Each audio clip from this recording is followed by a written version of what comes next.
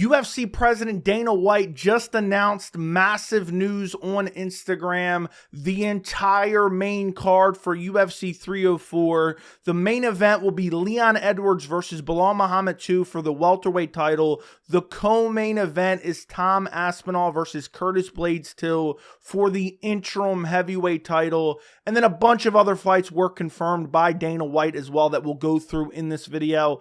But let me just start off by saying this. Thank you to the MMA gods that Belal Muhammad is finally getting his title shot. He deserves this shot. He didn't get a handout like some other fighters in the welterweight division that we'll maybe even briefly discuss in this video. He didn't ask for a handout. He went out there and fought fight after fight to earn himself a title shot.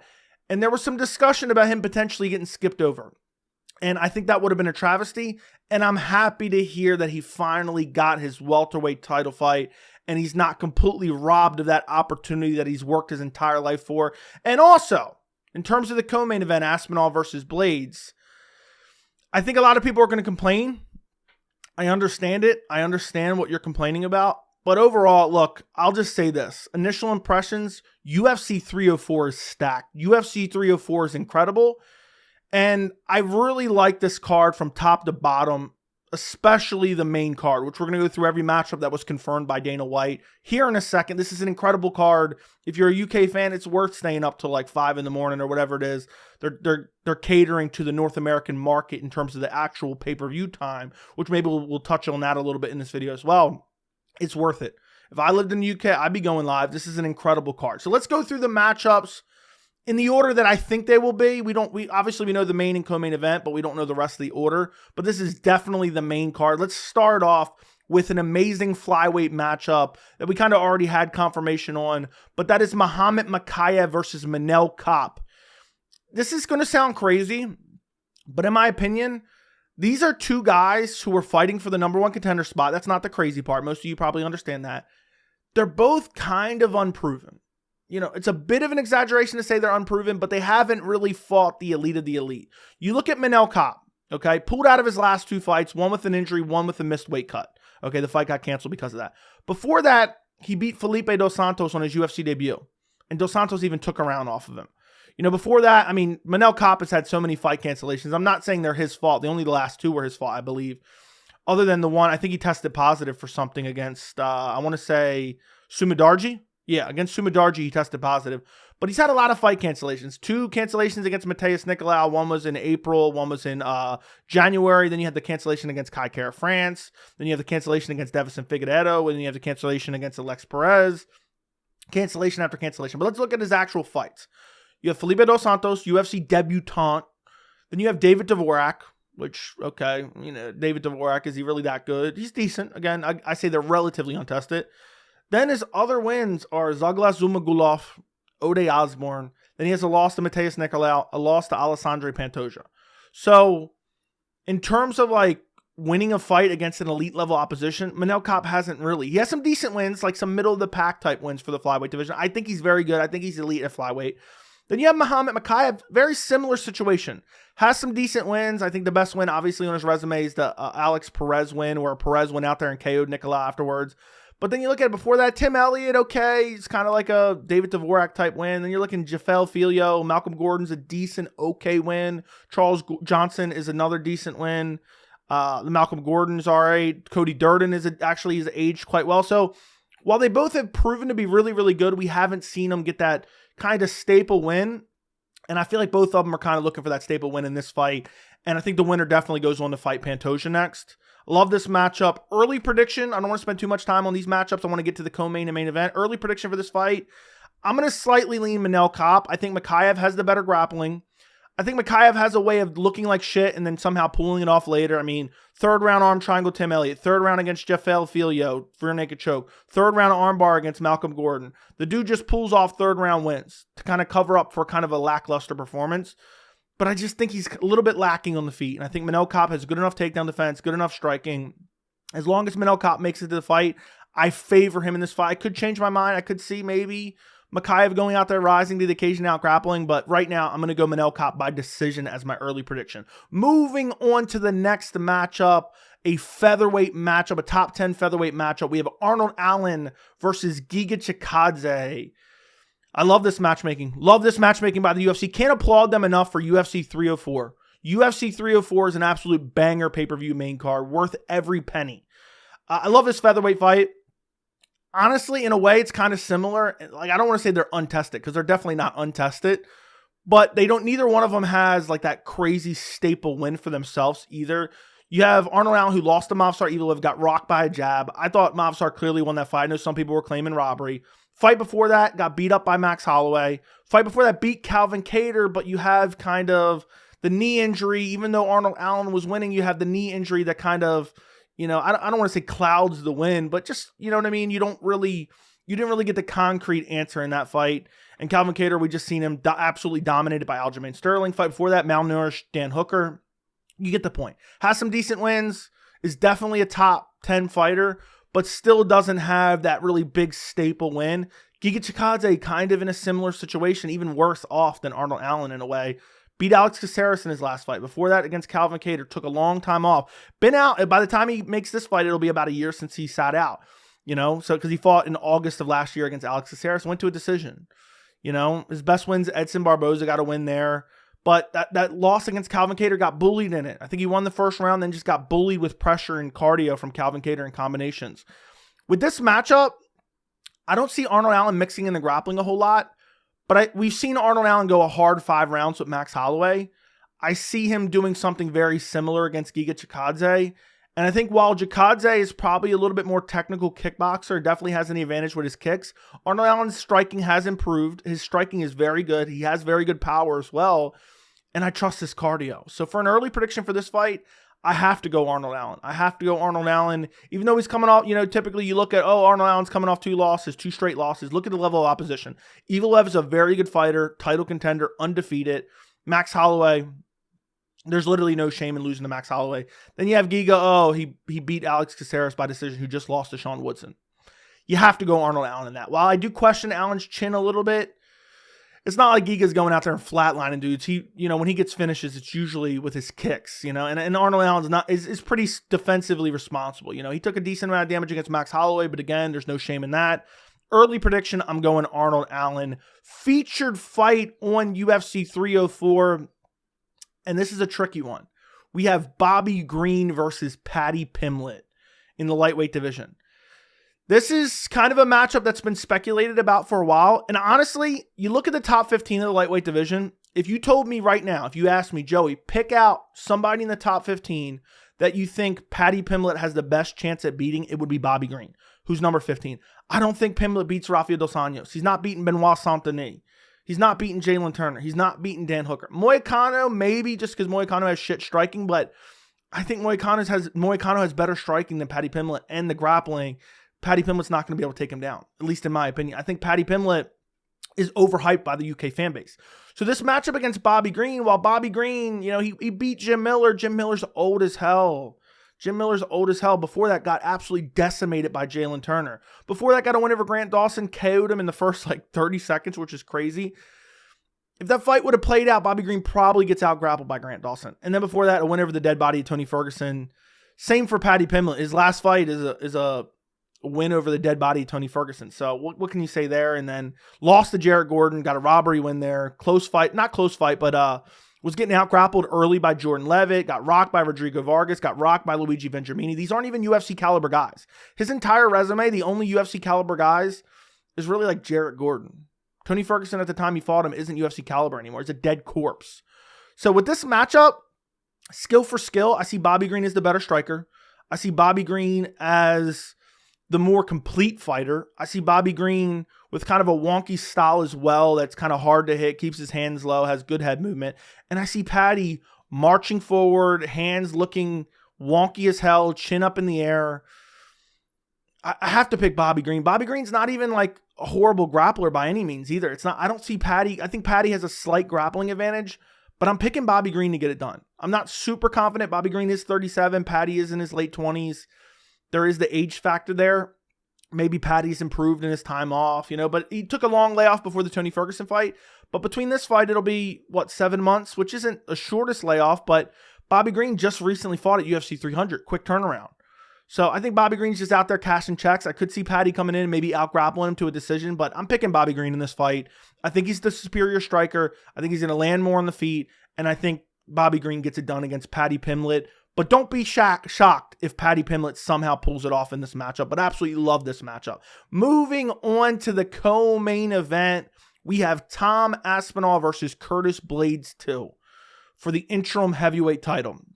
UFC 304 Manchester should be called UFC Unfinished Business because you have Tom Aspinall versus Curtis Blaydes 2. They fought before. Curtis Blaydes won via TKO after Tom Aspinall got injured in the first minute, injured his knee, was wheeled off in the world's smallest chair. And then in the main event, which we're going to talk about in a second, Leon Edwards versus Belal Muhammad 2 for the welterweight title. They fought in 2021.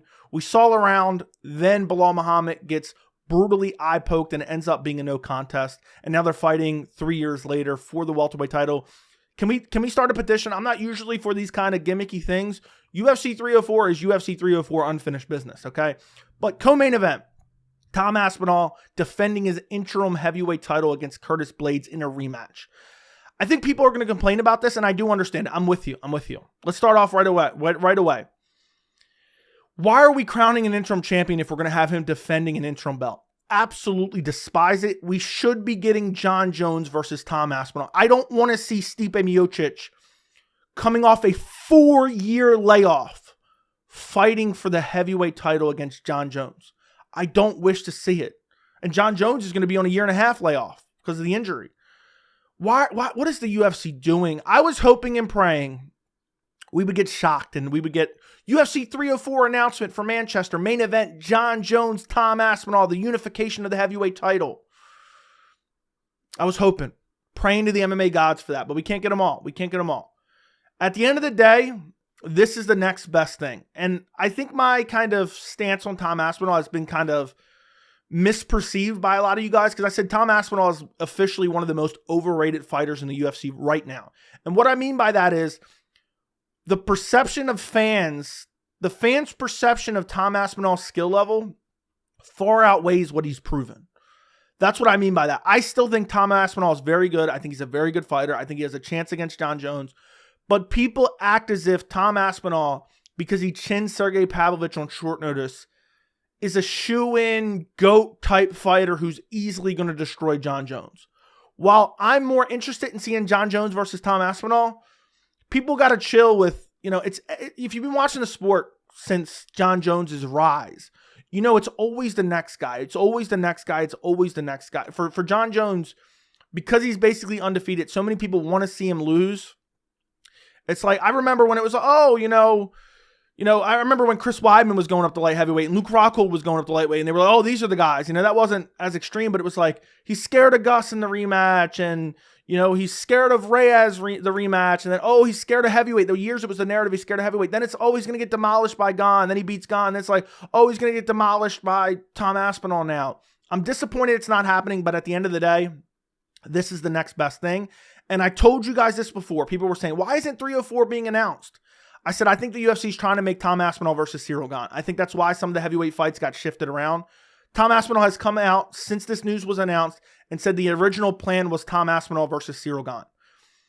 I'm happy that fight didn't happen. I understand it has a little bit more promotable value and a little bit more interest probably, stylistically.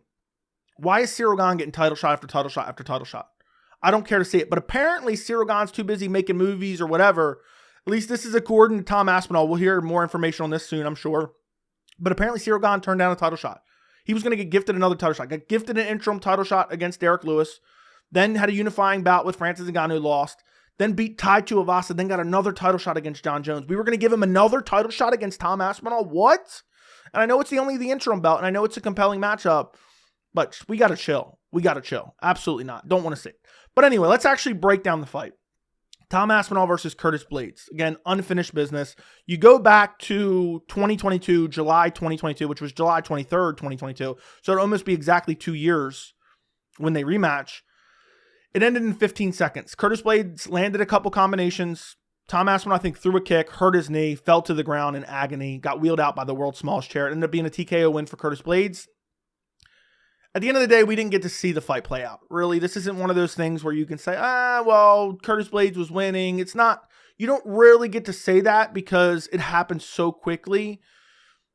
Okay, Curtis Blaydes got the win, fair enough. But at the end of the day, it's not like you can look at that fight and say, oh, well, Tom Aspinall got finished in 15 seconds. Why do we want to see?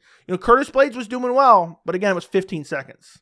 And since then, you have Tom Aspinall destroying Marcin Tybura and then stepping in on short notice and brutally chinning Sergey Pavlovich. And while I think that win against Pavlovich has overrated him massively in fans' eyes, still a really good win. And I love to see him rematching Curtis Blaydes. We get to see the fight that we never got to see a couple years ago. That's what I'm interested in. And in this matchup, I'm looking at Curtis Blaydes and I'm looking at his last fight. He was getting ragdolled by Jailton Almeida. I could not believe it. And I don't think Tom Aspinall can go out there and ragdoll Curtis Blaydes in the way Jailton Almeida did. But I think Tom Aspinall, much better striking, more athletic, has KO power, and does have the grappling and jiu-jitsu as well. So Tom Aspinall is such a complete fighter. Meanwhile, you have Curtis Blaydes, who's a big body, who has good wrestling, decent striking.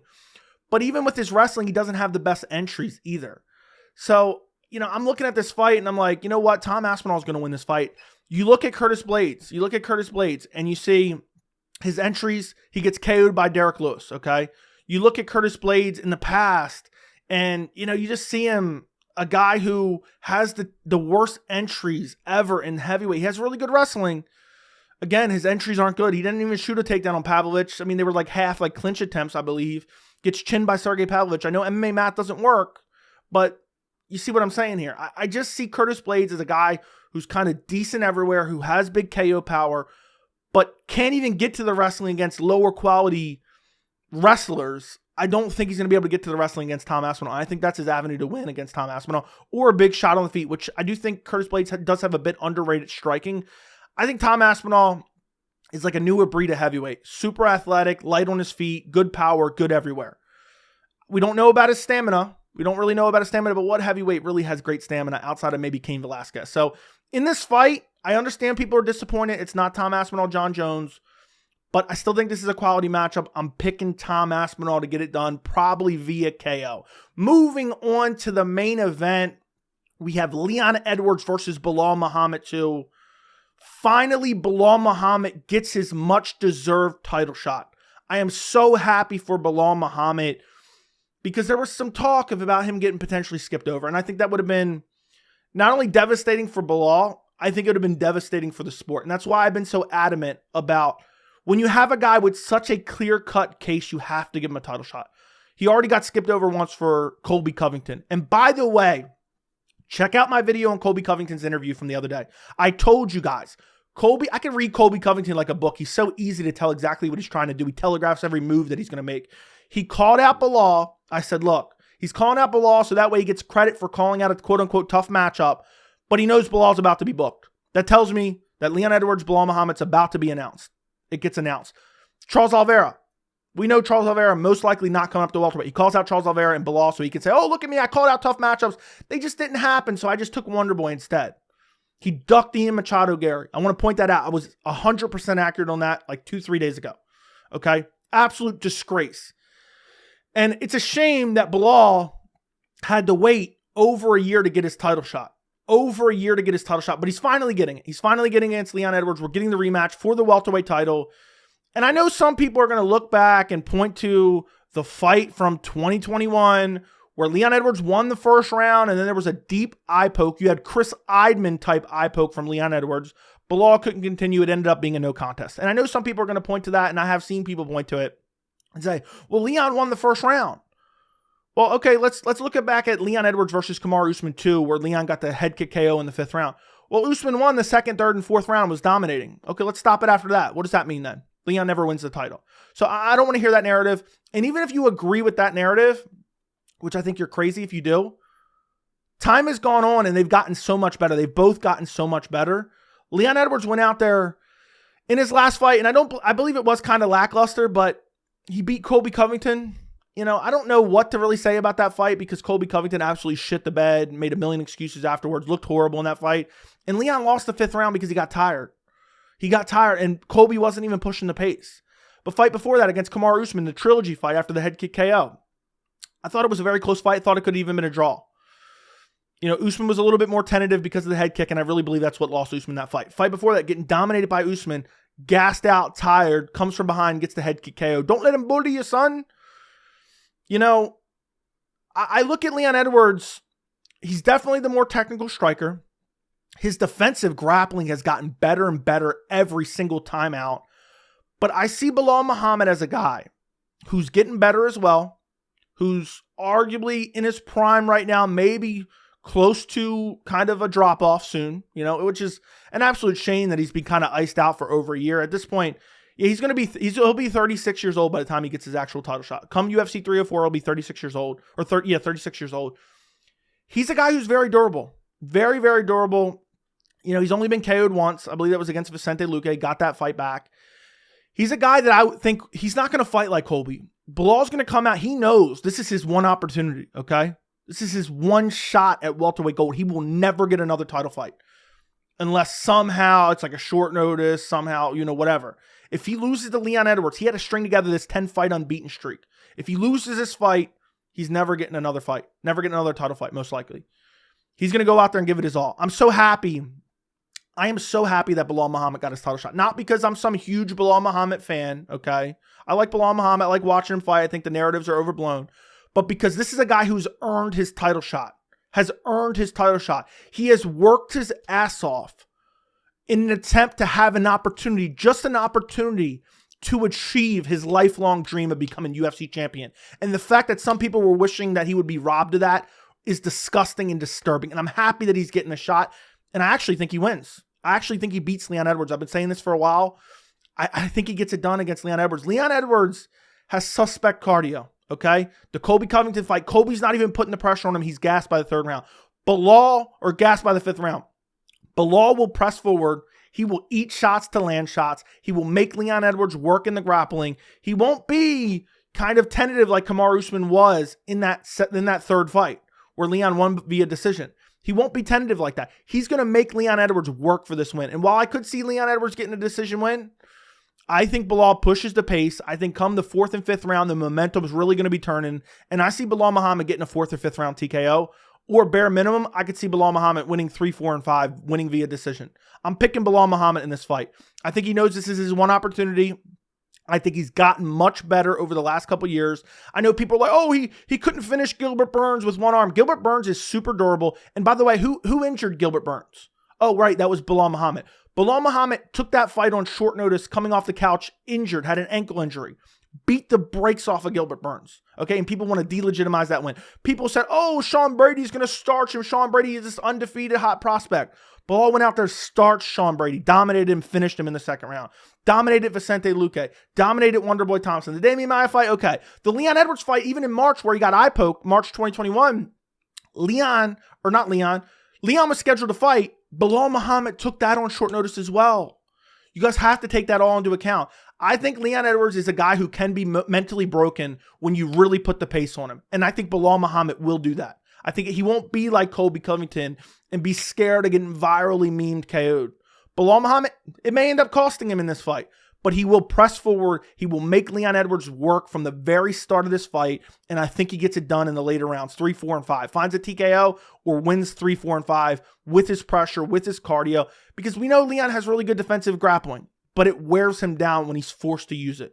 It wears him down. I see Belal making him work. I see Belal coming in, putting on the performance of his life, and getting it done over Leon Edwards and becoming UFC welterweight champion on Leon Edwards' home soil, which will be crazy to see. It will be crazy to see. But overall, listen, I'm just happy in a world where we're seeing guys like Colby sit in witness protection and get a title shot. In a world where we're seeing, Sean Strickland getting a title shot against Israel Adesanya. In a world where we're getting undeserved title shot, it seems like more per year, every year.